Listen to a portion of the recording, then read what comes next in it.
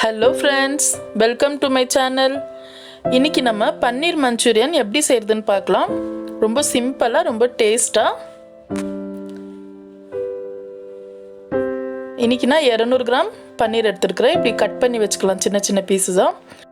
இப்போ 1 டீஸ்பூன் மைதா, 1 teaspoon corn flour, உப்பு தேவையான அளவு, மிளகாய் தூள் 1/4 டீஸ்பூன், ஒரு சிட்டிகை மஞ்சள் தூள், இஞ்சி பூண்டு விழுது 1 டீஸ்பூன். இது எல்லாம் நம்ம மிக்ஸ் பண்ணி விட்டுக்கலாம். கொஞ்சம் கொஞ்சமாக தண்ணி சேர்த்து நம்ம மிக்ஸ் பண்ணிக்கலாம்.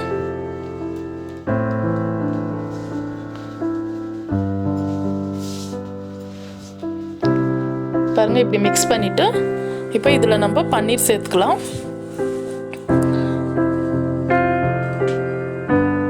பன்னீர் எல்லாம் சேர்த்து இதில் நல்லா மிக்ஸ் பண்ணி ஒரு 15 நிமிஷம் இதை ஊற வைக்கலாம்.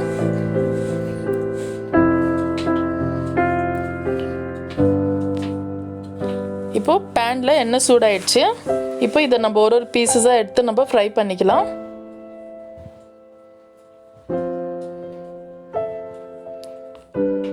எண்ணெய் நல்லா சூடானோடனே மீடியம் ஃப்ளேம்லேயே வச்சுக்கோங்க.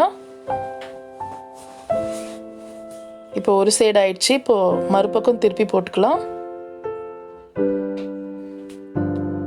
இப்போ 2 பக்கமும் நல்லா ஃப்ரை ஆயிடுச்சு.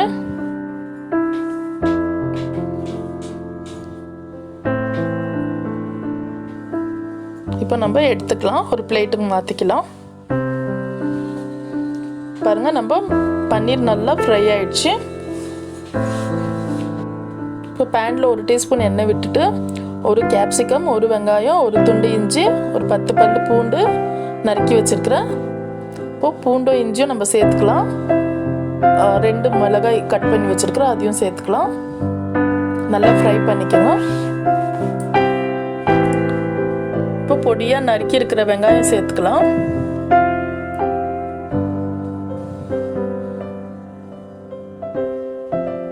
கேப்சிகமும் சேர்த்து நல்லா ஃப்ரை பண்ணி விட்டுக்கலாம். இப்போ chilli sauce 1 teaspoon, soya sauce 1 teaspoon,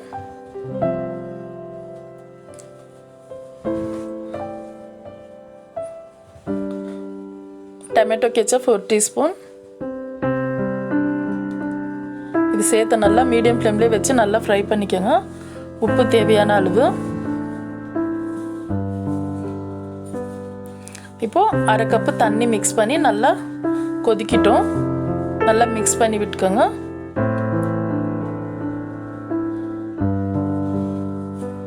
இப்போ 1 டீஸ்பூன் கார்ன்ஃப்ளவர் தண்ணியில் நான் மிக்ஸ் பண்ணி வச்சுருக்கிறேன்.